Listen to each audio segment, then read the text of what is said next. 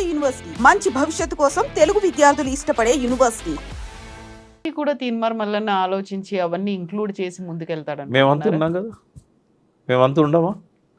ఒకవేళ తీర్మాన్ మల్లన్నే కనుక రాజకీయ శక్తిగా ఎదగగలిగితే ఇవన్నీ చేయాలని దానివల్ల వచ్చే బెనిఫిట్స్ ఏంది? ఆయనకు కూడా మంచి అద్భుతమైన ఆలోచనలు ఉన్నాయి.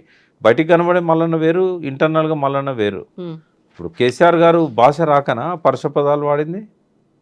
రేవంత్ రెడ్డి భాష రాకనా? వాళ్ళకు కొన్ని లక్ష్యాలు ఉంటాయి.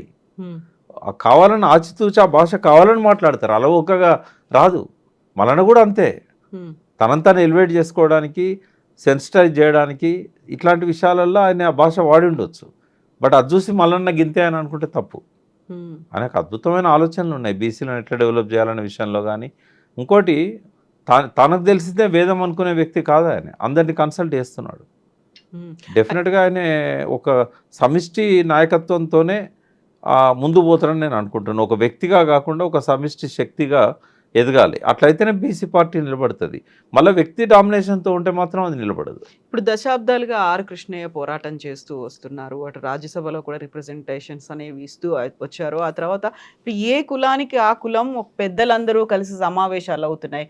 మళ్ళీ నేను సస్పెండ్ చేసిన తర్వాత విహెచ్ వాళ్ళ ఇంట్లో కూడా సమావేశం జరిగింది, కాంగ్రెస్ పార్టీకి అది కూడా తెలిసింది. ఇవన్నీ అవుతున్నప్పుడు అందరూ మళ్ళీ ఏకమయ్యి ఇంకొకరు కొత్తగా వచ్చాడు ఒక యువకుడు, ఆయన్ని ఎంకరేజ్ చేస్తూ లేకుంటే ఆయనతో మేమున్నామని చెప్పడం అనేది సాధ్యమవుతుందంటారా? అంటే మీరు గమనించాలి, మల్లన్న లేచిన తర్వాతనే వీళ్ళందరికీ గౌరవం దొరుకుతుంది. ఓకే, విహెచ్ ఇంట్లో నేను కూడా అటెండ్ అయినాను. బీసీ, అది బీసీది కాదు, మున్నూరు కాపులదే. ఒక మున్నూరు కాపుగా నన్ను కూడా పిలిచారు. అక్కడేమో యాంటీ కాంగ్రెస్ స్టాండ్ కానీ యాంటీ కాంగ్రెస్ మాటలు కానీ ఏం లేవు. అక్కడ జరిగిందంత ఏంటంటే, రేవంత్ రెడ్డి చెప్పాడు అన్ని కులాల వాళ్ళకు, మీరు మీ కులాలలో మీటింగ్స్ పెట్టుకోండి, మీకు ఏం కావాలో నన్ను అడగండి, నేను చేయకపోతే నన్ను తప్పట్టండి, మీ డిమాండ్స్ ఏందో చెప్పండి అంటే వాళ్ళు మీటింగ్స్ పెట్టుకున్నారు. పిహెచ్ కూడా అదే ఉద్దేశంతో మీటింగ్ పెట్టాడు. పెట్టిన తర్వాత మున్నూరు కాపులకు ఏం కావాలనేది చర్చ జరిగింది ఆడ. దానికి సంబంధించే కొన్ని డిమాండ్స్ రాశారు. అవి రేవంత్ రెడ్డి గారికి ఒక రిప్రజెంటేషన్ రూపంలో ఇవ్వాలనుకున్నారు. కానీ అక్కడ ఇంకొక అదనంగా మాట్లాడుకున్నది ఏంటంటే, మన శక్తి ఎంతో చూపెట్టాలి, కులగణలో మనం తక్కువ చూపెట్టారు అంటే అది రెండు రకాలుగా ఆలోచించవచ్చు. కులగణనలో చాలామంది నమోదు చేసుకోకపోవడానికి ఇంకో కారణం కూడా ఉంది. ఏంటంటే వీళ్ళు రకరకాల ప్రశ్నలు అందులో అంటే ఇంక్లూడ్ చేసి ప్రొఫెసర్లను కూడా తప్పట్లేరు. ఆ తయారు చేసిన వాళ్ళకి ఏంటంటే బీసీలలో ఏ రకంగా ఉంది వాళ్ళ ఆర్థిక పరిస్థితి, వాళ్ళ సామాజిక పరిస్థితి, ఇవన్నీ కూడా తెలుసుకోవడానికని ఇంట్లో ఫ్రిడ్జ్ ఉందా లేదా అని కూడా అడిగారు. అందులో ఏసీ ఉందా, ఫ్రిడ్జ్ ఉందా, ఇట్లాంటివి కూడా అడిగారు. అయితే వీళ్ళు ఏమనుకున్నారు, వాళ్ళకున్న బర్రెల వివరాలు, ఆవుల వివరాలు ఇవన్నీ రాస్తే రేషన్ కార్డులు క్యాన్సిల్ అవుతాయేమో, మనకు వచ్చే పథకాలు ఆగిపోతాయేమో. ఎందుకంటే రేవంత్ రెడ్డి రకరకాల పారామీటర్స్ పెడుతున్నాడు స్కీమ్లు ఇవ్వడానికి. ఇదివరకు ఇచ్చిన స్కీమ్లనే కొనసాగించడానికి కూడా రకరకాల ఇవి పెడుతున్నాడు. రేపు ఈ సర్వే రిపోర్ట్ పోయినాక మన అన్ని కట్ చేస్తాడేమో అనే భయంతో చాలామంది సర్వేలో పాల్గొనలేదు. అట్లాంటి జరిగింది. అది ఉద్దేశపూర్వకంగా జరిగిందని నేను అనేదానికంటే ఇట్లాంటి వాటి వల్ల జరిగి ఉండదు. బట్ ఏది ఏమైనా కూడా సర్వే సరిగా లేదు అనేది మాత్రం వాస్తవం. ఒకటే ఉదాహరణ ఏంటంటే, రెడ్ల సంఖ్య కంటే మున్నూరు కాపులకు తక్కువ చూపెట్టారు. మీరు ఏ ఊరికి పోయినా కూడా ఊర్లో ఒక రెడ్డి ఉంటే 20 కాపుల కుటుంబాలు ఉంటాయి. తర్వాత చాలా 4-5 జిల్లాలలో మున్నూరు కాపులు పక్కన రెడ్డి అని పెట్టుకుంటారు. వాళ్ళందరినీ రెడ్ల ఖాతాలో వేసేసారు. ఇట్లాంటివన్నీ జరిగినాయి. కాబట్టి మేము చెప్పింది ఏంది, బిహెచ్కి గ్రామాన వాళ్ళు సర్వే చేసినాయి అంటించినట్టయితే ఎవరు అసలు రెడ్డి, ఎవరు మున్నూరు కాపు రెడ్డి అనేది తేలుతుంది. అట్లా ఎవరెవరైతే ఎన్రోల్ చేసుకోలేదో ఆడ ఎన్రోల్ చేసుకోవడానికి అవకాశం ఉంటుంది. కాబట్టి అవన్నీ డిస్ప్లే చేయమని చెప్పాం. అట్లా క్యాబినెట్లో కూడా ఇప్పటి వరకు మున్నూరు కాపు మంత్రి లేని క్యాబినెట్ లేదు. కేసీఆర్ 2 క్యాబినెట్లలో కూడా మున్నూరు కాపు ప్రతినిధి ఉన్నాడు. ఓసారి జోగురామన్న, ఓసారి గంగుల కమలాకర్. ఈసారి లేదు. అంటే బూరుగుల రామకృష్ణారావు గవర్నమెంట్ నుంచి ఈరోజు వరకు లేకుండా ఎన్నో లేదు. కాబట్టి మనకు అన్యాయం జరిగింది, మీరు అది ఆయన దృష్టికి తెచ్చి ఆ పార్టీలో ఉన్న చేయాలి. ఇప్పుడు దానం నాగేందర్ ఆ పార్టీలో పోయాడు, మున్నూరు కాపు. గంగుల కమలాకర్ టీఆర్ఎస్లో ఉన్నాడు కాబట్టి ఆయనకి ఇవ్వరు. ఆది శ్రీనివాస్ ఉన్నాడు, విప్ ఇచ్చారు ఆయనకి. మరి ఆయనకి ఎలిజిబిలిటీ ఉంది కదా. రేపు ఎల్లుండో సస్పెండ్ అయ్యే అంటే ఎలక్షన్ కమిషన్ నుంచి తాకీదు అందుకోబోతున్న దానంకి ఇయ్యారు. 3 ఉన్నారు మున్నూరు కాపు ఎమ్మెల్యేలు. మరి ఆయనకి ఇవ్వచ్చు కదా అని చెప్పి ఇట్లాంటి విషయాల మీదనే మాట్లాడడం తప్ప తీర్మానం మరణ గురించి చర్చ రాలేదు, ఎవరి గురించి చర్చ రాలేదు. అది అయితే బీసీలలో ఒక ట్రెండ్ ఏముంటుందమ్మా, మేము పార్టీ పెట్టినప్పుడు కూడా టీఆర్ఎస్ కేసీఆర్ గారి దగ్గరికి వచ్చి కొంతమంది టీడీపీలో ఉన్న బీసీ నాయకులు ఏం చెప్పేటోళ్ళు అంటే, నువ్వు ఇట్లే ఫైట్ చేయన్నా, నువ్వు చేస్తే మాకు గౌరవం పెరుగుతుంది ఆడ. అంటే మన తెలంగాణ నాయకులు బీసీ కానీ లేకుంటే ఓసీ కానీ తెలంగాణ నాయకులకు తెలంగాణ ఉద్యమం వస్తుందంటే చంద్రబాబు విలువ ఇచ్చేవాడు. అక్కడ వీడు పోకుండా కాపాడుకోవాలి ఆ పార్టీకి. అట్లనే ఇప్పుడు మల్లన్న నెంబడి పోకుండా కాపాడుకోవాలి, మల్లన్న భావజాలంలో బీసీలు పడకుండా చేయాలంటే ఏం చేయాలి? ఇప్పుడు బీసీ ముఖ్యమంత్రి ఇస్తానని బీజేపీ చెప్పాలి, మళ్ళీ ఇప్పుడు బీసీలలో 6 స్థానాల్లో కనీసం 2, 3 బీసీలకు ఇవ్వాలని రేవంత్ రెడ్డి ఆలోచించాలి. అంటే ఆ నాయకులకు కూడా ఏముంటుంది అంటే మల్లన్న లేస్తేనే మనకు గౌరవం దొరుకుతుందిరా బాబు అని అనుకోవాలి వాళ్ళు. కాబట్టి పరోక్షంగా ఎంకరేజ్ చేస్తారు, పరోక్షంగా తప్పకుండా ఎంకరేజ్ చేస్తారు. ప్రత్యక్షంగా ఇలా అవకాశం లేని వాళ్ళు, ఈ పార్టీల మీద వ్యతిరేకత ఉన్న వాళ్ళు, బీసీలకు సరైన న్యాయం దొరకాలి అనుకున్న వాళ్ళు నమ్ముకుంటారు మల్లన్నను. మళ్ళీ ఆయన ఏం చేస్తాడనేది తర్వాత సంగతి. బట్ ఆయన సరైన పద్ధతిలో దీన్ని సమిష్టి నాయకత్వంతో ముందుండి తీసుకుపోగలితే డెఫినెట్గా ఇది క్లిక్ అవుతుంది. అయితే తీన్మార్ మల్లన్న గతంలో ఒక మాట అన్నారు, రెడ్డి కులానికి సంబంధించినటువంటి లాస్ట్ సీఎం రేవంత్ రెడ్డి అవబోతున్నాడు అని ఆయన చెప్పిన తర్వాత ఇప్పుడు టీపీసీసీ చీఫ్ మహేష్ కుమార్ గౌడ్ ఒక మాట అన్నారు, నెక్స్ట్ కాబోయేది బరాబర్ బీసీఏ సీఎం అవుతాడు, కాంగ్రెస్ పార్టీ చేస్తుంది అనేది. అదొక రకంగా మీరు ఇప్పుడు చెప్పినటువంటి లాజిక్ని బట్టి చూస్తే అది మల్లన్న విజయంగా అనుకోవచ్చు అంటారా? 100%. అయితే మల్లన్న విజయమే కానీ వాళ్ళ కుట్ర కూడా. ఇప్పుడు ఏమైంది, తెలంగాణ వాదంతో కేసీఆర్ కరీంనగర్ బై ఎలక్షన్లో ఎంపీగా పోటీ చేసినప్పుడు 2,03,000 మెజార్టీతో జీవన్ రెడ్డి మీద గెలిచాడు. అంటే పార్టీకి ఏం పోయింది సంకేతం అంటే, టీడీపీకి కానీ కాంగ్రెస్కి కానీ తెలంగాణ అనకుంటే జనక్షేత్రంలో మనం నిలబడలేము అనేది ఎస్టాబ్లిష్ అయిపోయింది. వెంటనే మళ్ళీ ఉప ఎన్నికలకు కేసీఆర్ తెరదీశారు. 2008లో 15 మంది ఎమ్మెల్యేలు రిజైన్ చేశారు, 4 ఎంపీలు రిజైన్ చేశారు. అప్పుడు కేసీఆర్ సక్సెస్ కాలేదు. ఎందుకు కాలేదనంటే, ఈ కరీంనగర్ గుణపాఠాన్ని తీసుకున్న ఈ 2 పార్టీలు కూడా మేము తెలంగాణకు అనుకూలమే అని చెప్పేసి ఇద్దరు కూడా స్లోగన్స్ ఇచ్చారు. కాంగ్రెస్ జెండాలో తెలంగాణ పెట్టుకున్నారు, చేయి గుర్తు, ఆ ప్లేస్లో జెండా మేము కాంగ్రెస్ తెలంగాణ అన్నది.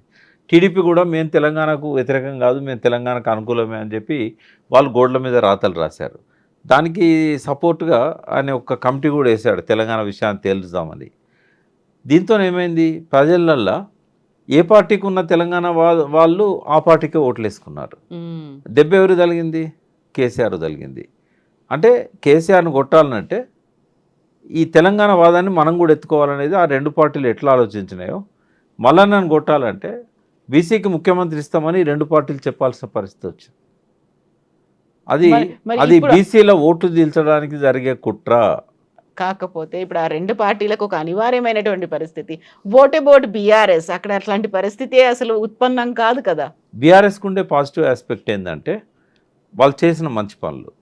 ఇప్పుడు నిన్న ఒక లంబడామే ఒక టీవీలో చూశాను నేను మాట్లాడుతుంటే, దయ్యాన్ని నెత్తికెత్తించుకొని దేవుణ్ణి పక్కకు పెట్టినాం, మాకు ఇట్లా జరగాల్సిందే అని ఆమె తిట్టుకుంటా ఉన్నది. అంటే అది కేసీఆర్ కలిసి వచ్చే అంశం.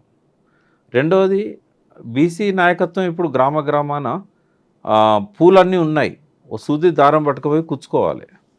కానీ కేసీఆర్కు ఎస్టాబ్లిష్డ్ లీడర్షిప్ ఉంది. హైదరాబాద్ నుంచి గ్రామీణ స్థాయి వరకు ఎస్టాబ్లిష్డ్ లీడర్షిప్ ఉంది. ఇప్పుడు ఎమ్మెల్యేలు ఉన్నారు, పోయిన ఎమ్మెల్యేలు కూడా ఇప్పుడు 7 మళ్ళీ వాపసు వస్తున్నారు. ఎంతమందిని ఆయన తీసుకుంటారో తెలియదు. బట్ ఇదంతా కేసీఆర్ బలం కదా, చేసిన మంచి పనులు కావచ్చు, తెలంగాణ తెచ్చిండనే ఒక క్రెడిబిలిటీ కావచ్చు, లాస్ట్ టైం మనమే ఓడించాం, తప్పు చేశామనే ఒక పశ్చాత్తాపం కావచ్చు, ఈ సింపతి కావచ్చు, ఇదంతా కూడా ఆయన కలిసి వచ్చిన అంశం. ఆయన కూడా నేనేం వెనుకబడి లేను అని చెప్పుకోవడానికి బీసీ నాయకత్వాన్ని ఎంకరేజ్ చేస్తున్నాడు. రేపు మొన్న తమిళనాడు కూడా పంపించాడు. తర్వాత వాయిస్ విప్పింది వాళ్ళే 42% మీద. దానికోసం కూడా కేటీఆర్ గారు బాగా మాట్లాడారు. కాబట్టి వాళ్ళు కూడా మేమే వెనుకపో అన్న పద్ధతిలోనే టీఆర్ఎస్ మేనిఫెస్టోలోనే ఉంది, 51% బీసీ ఎస్సీ ఎస్టీ మైనార్టీస్కి మేము పదవులు ఇస్తాము అని. కాబట్టి ఒక పోటీ అనేది ఉంటుంది, ఒక హెల్దీ కాంపిటీషన్ అనేది ఉంటుంది. బట్ రేపు వచ్చే బీసీ పార్టీ ఐక్యంగా ఉండగలుగుతుందా, అందరిని ఐక్యం చేయగలుగుతుందా, ఇందాక నేను చెప్పినట్టుగా ఒక మంచి విజన్ను బీసీల కోసం ఆవిష్కరించగలుగుతుందా, వాళ్ళకు ఒక నమ్మకం కలిగేలాగా. అంటే ఒక విజేత ఎప్పుడు కూడా భిన్నమైన పనులు చేయడు, కానీ భిన్నంగా చేస్తాడు. శివకేర గారు చెప్పినట్టు. అంటే భిన్నంగా ఎట్లా చేయగలుగుతాడు మల్లన్న, ఒకవేళ మల్లన్నే ముఖ్యమంత్రి అయితే ఎట్లా చేయగలుగుతాడు అనేది చూస్తారు కదా. కాబట్టి ఇవన్నీ విషయాలలో కూడా ఆ రకంగా ఆయన ఎదగగలిగితేనే వీళ్ళకు సమంగా పోటీ ఇవ్వగలుగుతాడు, లేదా పోటీలో ఉండగలుగుతాడు. ఒకవేళ రాజకీయ ఎత్తుగడతోని ప్రీ పోల్ అలయన్స్ పెట్టుకుండగలిగితే ఆ బీసీలది ఒక 10% 15% ఆడైనా కూడా బీజేపీ లాంటి పార్టీలో లేకపోతే టీఆర్ఎస్ లాంటి పార్టీలో ఆయనతో చేయగలిపినట్టయితే డెఫినెట్గా అధికారంలోకి రాగలుగుతారు. ఒకవేళ పతనం అవుతున్న కాంగ్రెసే కలుస్తుందా, ఓపెన్ ఉంటుంది కదా. ఎవరితో కలిస్తే అధికారంలోకి రాగలుగుతాం అనేది మల్లన్న ఆలోచిస్తాడు. మల్లన్న పేరు ఎందుకు తీసుకుంటున్నా అంటే ఇప్పటివరకు నాకు తెలిసినంతవరకు స్వాతంత్రం వచ్చిన తర్వాత బీసీలకు ముఖ్యమంత్రి అయ్యే అవకాశాలు వచ్చినాయి కానీ కాలేకపోయినలు, కానీ నేను ముఖ్యమంత్రి అవుతాను అని చెప్పిన మనిషి లేడు.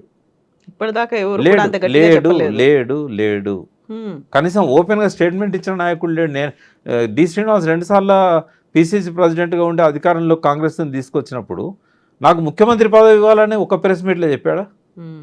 కేశవరావు గారు చెప్పారా? వి హనుమంతరావు అక్కడ పోయి పైరవీలు చేసుకున్నాడు కానీ ఆయన చెప్పలేగా. అరుగుల రాజారాం గారు చెప్పలే కదా. నేను అప్రిషియేట్ చేసేది మల్లన్న అక్కడ. అంటే ఎప్పుడు నేను యూత్కి ఏం చెప్తానంటే మీకు డ్రీమ్స్ ఉండాలి. అబ్దుల్ కలాం చెప్పినట్టు dare to dream, strive to achieve. అది రేవంత్ రెడ్డి చేయగలిగాడు. 5 ఏళ్ల కింద నేను ముఖ్యమంత్రిని అవుతానని చెప్పి కొట్టగలిగాడు. మరి అది ఇన్స్పిరేషన్ ఇస్తుంది కదా మల్లన్నకు. మళ్ళీ వీళ్ళిద్దరు ఎవరిని ఫాలో అవుతున్నారు? కేసీఆర్నే ఫాలో అవుతున్నారు. ఒక రాజకీయ శక్తిగా ఒక పక్కపల్చని వ్యక్తి, 10 మంది కూడా ఫాలోయింగ్ లేని వ్యక్తి, చేతిలో డబ్బు లేని వ్యక్తి, కులబలం లేని వ్యక్తి తెలంగాణను సాధించడమే కాక 2 టర్మ్ ముఖ్యమంత్రి అయిండు. అదే కదా వాళ్ళని ఇన్స్పైర్ చేసింది. ఆయనే కదా రోల్ మోడల్. అందుకే ఆయన మాట్లాడే మాటలను కాపీ కొడతారు, సామెతలను కాపీ కొడతారు. తెలంగాణ ప్రజలకు కనెక్ట్ కావాలంటే ఎట్లా మాట్లాడాలనో ఆయన దగ్గర నుంచి తీసుకుంటారు. శత్రువుని ఎట్లాంటి మాటలతో అవమానపరచవచ్చో నేర్చుకున్నారు, అనగదొక్కచ్చో నేర్చుకున్నారు. అంటే తెలంగాణ భాషలో చెప్పాలంటే అరే కేసీఆర్ జుట్లకెళ్ళి రేవంత్ రెడ్డి పుట్టిండ్రా అని మొన్నటిదాకా అన్నారు. అరే రేవంత్ రెడ్డి జుట్లకెళ్ళి మల్లన్న పుట్టిండ్రా అనే కాడికి వచ్చింది. అంటే డెఫినెట్గా ఒక విజను, ఒక ప్యాషను ఉన్నవాడు సంఘటిత శక్తిగా ఎదగగలిగితే రిసోర్సెస్ అన్నిటిని, మేధావులను, విద్యావంతులను, అన్ని సెక్షన్స్ను కనుక కలుపుకోగలిగితే ఎదురుండదని నేను అనుకుంటాను. ఎందుకంటే వీళ్ళందరూ ఇదివరకు అధికారంలో ఉన్నవాళ్ళే. కొత్తగా మన కోసం ఒక శక్తి వస్తుంది, మనవాడు వస్తున్నాడు, మనవాడు మనకి ఇన్ని చేస్తానంటున్నాడు. ఇవన్నీ ఎవరన్నా ఆలోచించిందా? అసలు గతంలో ఉన్న ఏ పార్టీ అన్నా ఆలోచించిందా? నరేంద్ర మోడీ బీసీ అయినా ప్రధానమంత్రిగా ఉండి ఆలోచించాడా? ఇట్లాంటివన్నీ వస్తాయి కదా. ఒక పాజిటివ్ యాంగిల్ కనిపిస్తుంది. ఆయన పార్టీ స్ట్రక్చర్ ఎంత ముఖ్యమో విజన్ అంత ముఖ్యం. తెలంగాణ రాకముందు కూడా ఆ విజనే తెలంగాణ ప్రజల్ని తెలంగాణ వైపు తీసుకొచ్చారు.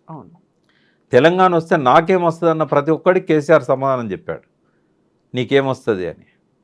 సరే అందరికీ అన్నీ వచ్చినాయంటే ఆ ప్రాసెస్లో ఉండగానే పడిపోయింది ఆయన. బట్ అది ఆ హామీ ఇవ్వగలగాలి, ఆ స్పష్టత ఇవ్వగలగాలి, ఆ వైపుగా ఆలోచించగలగాలి, తను చేయగలుగుతాడనే ఒక సమర్థతను అతను నిరూపించుకోగలగాలి. మాట్లాడే మాటలో తేడా రావాలి.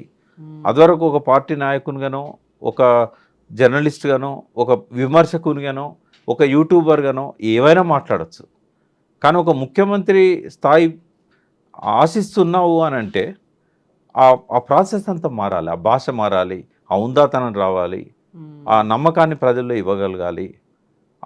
అది ఇప్పుడు ఆయన ముందున్న ఛాలెంజ్. తను మార్చుకోగలగాలి. అప్పుడే ఆ బీసీలలో ఉన్న వాళ్ళు కూడా ఇతను ఏకఛత్రాధిపత్యం చేసే వ్యక్తి కాదు, అగ్రకుల నాయకుల్లాగా అహంకారం లేదు, అహంభావం లేదు, ఇతను మనవాడు, మట్టి బిడ్డ, మట్టిలో నుంచి వచ్చినవాడు, ఓ దళితురాలను వైఫ్గా స్వీకరించినవాడు, అందరితో పాటు పేదరికంలో పెరిగినవాడు, ఇతనికి మన బాధలు తెలుసు, ఇతనికి మన గురించి బాధ్యతలు ఉన్నాయి అని గ్రహించగలిగే విధంగా ఆయన లీడర్షిప్ని ఆయన మోల్డ్ చేసుకోగలిగితే డెఫినెట్గా తెలంగాణ ప్రజల్లో ఆ వైబ్రాంట్ కల్చర్ ఉంది, వాళ్ళు ఎత్తుకుంటారు నెత్తికి. ఎస్ అండి. Thank you so much Prakash గారు. ఏం జరుగుతుందో చూద్దాం. Thank you.